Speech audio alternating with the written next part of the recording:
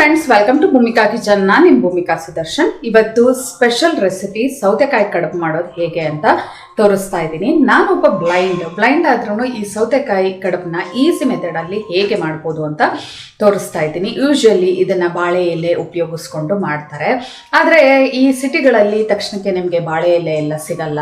ನಮ್ಮಂಥ ಬ್ಲೈಂಡ್ಗಳು ಅದರೊಳಗಡೆ ಹಾಕಿ ಫೋಲ್ಡ್ ಮಾಡೋದು ಎಲ್ಲ ಕಷ್ಟ. ಅಂಥವರು ತುಂಬ ಈಸಿ ಮೆಥಡಲ್ಲಿ ಹೇಗೆ ಮಾಡೋದು ಅಂತ ಅಂದ್ಬಿಟ್ಟು ಇವತ್ತು ತೋರಿಸ್ತೀನಿ. ಇದನ್ನ ನೋಡಿ ನೀವು ಮಾಡಿ ಹೇಗಿದೆ ಅಂತ ನನಗೆ ಕಮೆಂಟ್ ಬಾಕ್ಸಲ್ಲಿ ತಿಳಿಸ್ಬೇಕು. ಇದನ್ನು ಮಾಡೋದು ಹೇಗೆ ಅಂತ ನೋಡೋಣ ಬನ್ನಿ. ಮೊದಲು ಅಕ್ಕಿ ತರಿನ 1 ಗಂಟೆ ಅಥವಾ ಮಿನಿಮಮ್ 20 ನಿಮಿಷನಾದರೂ ನೆನೆಸ್ಬೇಕು. ನಿಮಗೆ ಈ ಥರ ಅಕ್ಕಿ ತರಿ ಸಿಗಲಿಲ್ಲ ಅಂತ ಅಂದರೆ ವಿಜಯ್ ಗೋಲ್ಡ್ ಅವ್ರದ್ದು ಇಡ್ಲಿ ರವೆ ಸಿಗುತ್ತೆ, ಅದನ್ನು ಕೂಡ ಉಪಯೋಗಿಸ್ಕೋಬೋದು. ಅದನ್ನು ನಾನು ಈ ಥರ ನೆನೆಸಿ ಇವಾಗ ಇದರಲ್ಲಿರೋ ಅಂಥ ನೀರನ್ನೆಲ್ಲ ಹಿಂಡಿ ತೆಗೆಯೋಣ. ಅಕ್ಕಿ ತರಿ ಎಲ್ಲ ನೀರಂಶ ತೆಗೆದುಬಿಟ್ಟು ತೊಗೊಂಡಿದ್ದೀನಿ. ಇವಾಗ ಅದೇ ಥರ ಕಡಲೆಬೇಳೆ 1 ಟೀ ಸ್ಪೂನ್, ತೊಗರಿಬೇಳೆ 1 ಟೀ ಸ್ಪೂನ್ನ ನೆನೆಸ್ಬಿಟ್ಟು ಹಾಕೊಂಡಿದ್ದೆ. ಇದನ್ನು ಕೂಡ ಎಲ್ಲ ನೀರೆಲ್ಲ ತೆಗೆದ್ಬಿಟ್ಟು ಹಾಕೊಳ್ತೀನಿ. ಇದು ಬಾಯಿಗೆ ಸಿಗ್ತಾ ಇದ್ರೆ ತಿನ್ನಬೇಕಾದ್ರೆ ತುಂಬಾ ಚೆನ್ನಾಗಿರುತ್ತೆ. ಅರ್ಧ ಕಪ್ಪು ಹಸಿ ತೆಂಗಿನತುರಿ ಹಾಕಿದಷ್ಟು ರುಚಿ ತುಂಬ ಚೆನ್ನಾಗಿರುತ್ತೆ.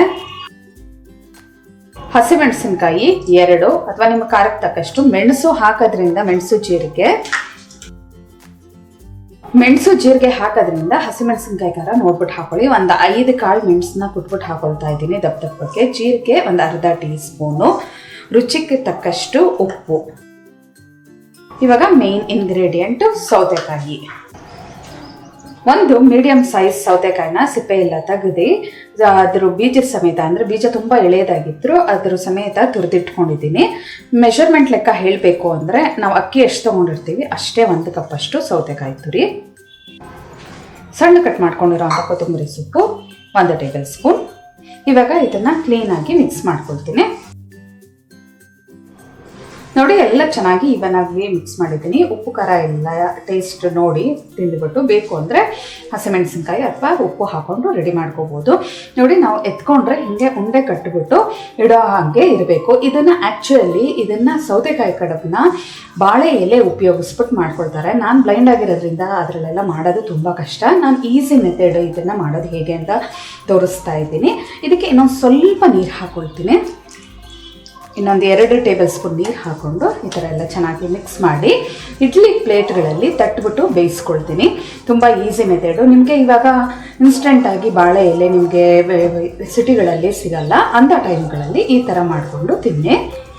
ಇಡ್ಲಿ ಪ್ಲೇಟ್ಗಳಿರುತ್ತಲ್ಲ ಅದಕ್ಕೆ ನೋಡಿ ಒಂಚೂರು 5-6 ಡ್ರಾಪ್ ಅಷ್ಟು ಎಣ್ಣೆ ಹಾಕ್ಕೊಂಡು ಕ್ಲೀನಾಗಿ ಇವನ್ನಾಗಿ ಈ ಥರ ಸ್ಪ್ರೆಡ್ ಮಾಡಿಬಿಟ್ಟು ಇದನ್ನು ಹೀಗೆ ಇದ್ರ ಸೌತೆಕಾಯ್ದ ನೀರು ಸಮೇತ ತೊಗೊಂಡು ಈ ಥರ ತಟ್ಕೋಬೇಕು. 1/4 ಇಂಚ್ಗೂ ಇನ್ನೊಂಚೂರು ಮೇಲ್ಗಡೆ ಇರಬೇಕು. ಇದು ಕ್ಲೀನಾಗಿ ಈವನಾಗಿ ಈ ಥರ ತಟ್ಕೊಳ್ತೀನಿ.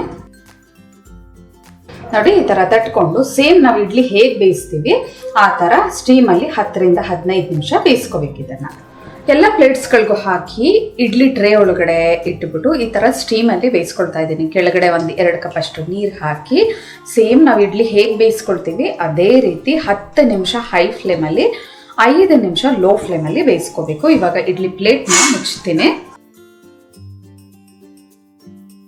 15 ನಿಮಿಷ ಸ್ಟೀಮಲ್ಲಿ ಚೆನ್ನಾಗಿ ಬೇಯಿಸ್ಕೊಂಡಿದ್ದೀನಿ. ಲಿಡ್ ಓಪನ್ ಮಾಡ್ತಿದ್ದ ಹಾಗೇನೆ ಈ ಸೌತೆಕಾಯಿದು ಘಮ ತುಂಬ ಚೆನ್ನಾಗಿ ಬರ್ತಾ ಇದೆ. ಇದನ್ನು ತಕ್ಷಣ ತೆಗಿಯೋಕ್ಕೆ ಹೋದರೆ ಮುರಿದೋಗ್ಬಿಡುತ್ತೆ. 4-5 ನಿಮಿಷ ಬಿಟ್ಟು ನಂತರ ಈ ಪ್ಲೇಟ್ಸ್ಗಳಿಂದ ಇಡ್ಲಿನ ತೆಗೆಯೋಣ. ಇಡ್ಲಿ ಎಲ್ಲ ಕ್ಲೀನಾಗಿ ಪ್ಲೇಟಿಂದ ತೆಗೆಸ್ಕೊಂಡಿದ್ದೀನಿ ಸುದರ್ಶನ್ ಕೈಲಿ. ನಾನು ಬ್ಲೈಂಡ್ ಆಗಿರೋದ್ರಿಂದ ತೆಗಿಯೋಕ್ಕೆ ಸ್ವಲ್ಪ ನನಗೆ ಕಷ್ಟ. ನೋಡಿ, 1 ಇಡ್ಲಿನ 1 ಪ್ಲೇಟ್ನ 4 ಭಾಗನಾದರೂ ಮಾಡ್ಕೋಬೋದು. ಅಂದರೆ ಪ್ಲಸ್ ಆಕಾರದಲ್ಲಿ ಕಟ್ ಮಾಡಿಕೊಂಡು ತೆಗಿಬೋದು. ಅರ್ಧ ಬೇಕಾದರೆ ಅರ್ಧನೇ ನೀವು ಕಟ್ ಮಾಡಿಕೊಂಡು ಇಡ್ಲಿ ತೆಗಿಬೋದು. ನೋಡಿ ಎಷ್ಟು ದಪ್ಪ ಇರುತ್ತೆ. ಇದನ್ನು ಮುರಿದ್ರೇ ಗೊತ್ತಾಗ್ತಿದೆ ನಿಮಗೆ ಎಷ್ಟು ಸಾಫ್ಟ್ ಆಗಿದೆ ಅಂತ ಅಂದ್ಬಿಟ್ಟು. ಫ್ಲೇವರ್ ಅಂತೂ ಘಮ ಅಂತ ಇದೆ, ಸೌತೆಕಾಯಿ ಫ್ಲೇವರು. ಇದನ್ನು ತಿಂದ್ರಂತೂ ಮಧ್ಯ ಕಡಲೆಬೇಳೆ ತೊಗರಿಬೇಳೆ ಎಲ್ಲ ಸಿಗ್ತಾ ಇದೆ. ಜೊತೆಗೆ ಜೀರಿಗೆ, ಮೆಣಸು ಇವೆಲ್ಲ ಹಾಕಿರೋದ್ರಿಂದ ಸ್ಪೈಸಿಯಾಗಿ ಒಂದು ಒಳ್ಳೆ ಫ್ಲೇವರು, ಉಪ್ಪು ಖಾರ ಎಲ್ಲ ಇರೋದ್ರಂತೂ ಚಟ್ನಿನೂ ಬೇಕಿಲ್ಲ. ಇದನ್ನ ಒಂಚೂರು ತುಪ್ಪದ ಜೊತೆ ನೆಂಚ್ಕೊಂಡು ತಿಂದ್ರಂತೂ ತುಂಬಾ ಚೆನ್ನಾಗಿರುತ್ತೆ.